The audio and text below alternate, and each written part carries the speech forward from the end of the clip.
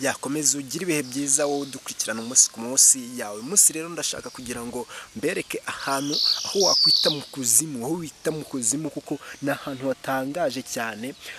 Nkawe byibuze nkawe uri kudukurikirana uhisigira amatsiko menshi cyane kubera ko ni ahantu bita mu kuzimu. Mu kuzimu ni uguca hejuru y'inyanja. Murabizi inyanja namwe mu mateka, dukurikiye amateka kuno byagenze. Ni umusaza wo mu bihe bya kera mu myaka 215 ihise, yigeze gufata ahantu hari amazi menshi cyane, hari ikiyaga kinini koko nkuko ndaza kubibereka muri video turi bujye dukufata amashusho yayo.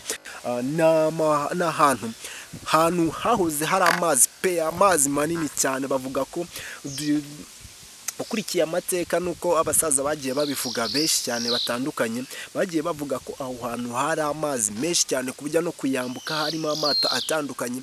Ariko igihe kimwe umunsi umwe umusaza w'umupfumu yaje kuhubika gute? Ni gute nawe dukurikiranye ugiye kwibaza ati umuntu usanzwe, umuntu udafite imbaraga nk'iz'Imana yakubika cyangwa se yakamya inyanja gute? Icyo bita amazi menshi nkuko wakumva ngo Kivu yakamye, ihindutse amateka, ihindutse mu butayu. Ni ibintu bitangaje nawe utapfa kwemera. Ariko ubu ngubu ndagira ngo mbibereke byose, mbikurikirane. Ngiye kubikurikirana muri iyi video, mwese muraza kubibona. Kandi mbibutse no gukora subscribe kuko kino kiganiro kigiye kujya kibereka amateka cyangwa se ibintu byagiye bizimira cyangwa se aho wakwita mu kuzimu.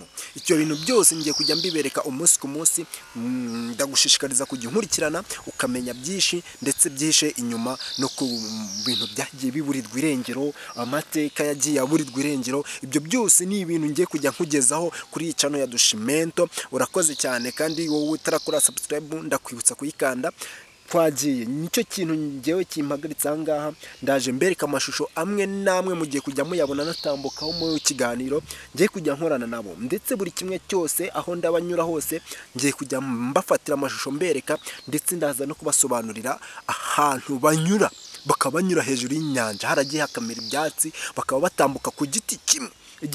Mu by'ukuri ni ibintu bitangaje kandi binateye ubwoba, ndetse yuko bavuga yuko aho hantu baba batambuka ushobora gushingamo igiti gifite metero, ugafata nk'umugano. Buriya umugano ni igiti kigenda kikaba kirekire, ukaba wafata umugano ufite metero 25, ukaba wagishinga mu kuzimu.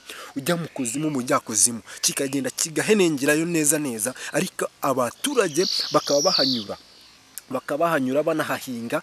Ni ibintu bitangaje, biri amazing. Ariko ibyo byose ngiye kujya mbibagezaho umunsi ku munsi. Nzabajyana no ku kiyaga aho bita muri nyina, noneho muri Nyokahebe.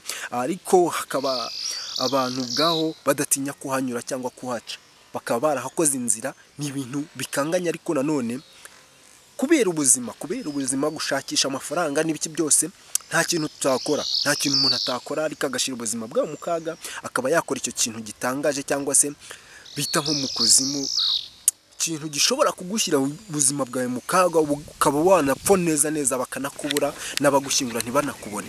Ariko ugasanga biratangaje, umuntu ufite abana, ufite umuryango, akaba yanyura aho hantu kandi hitwa ngo mu kuzimu. Aho hose ngiye kujya mbereke buri kimwe cyose. Akenshi tuzajya tunakorana ibiganiro bitandukanye bivugwa ku bastari, ku banyamakuru batandukanye, ibyabereye muri entertainment byose bibagezeho kugira ngo umunsi wanyu ugombe ugende neza. Reka tugende noneho. Nicyo gihe cyo kugenda nkabereka aho hahoze hari inyanja itangaje cyane, ndetse ahantu benshi batinya, abantu benshi barahatinya cyane. Ariko ngiye ngiye kujya mbabereka, mbagezeho amakuru y'ibyamamare, amakuru agezweho, ndetse naho hantu bita mu kuzimu naho hose nzabahageza. Murakoze cyane, reka dukurikirane uko amashusho agiye kugenda amera.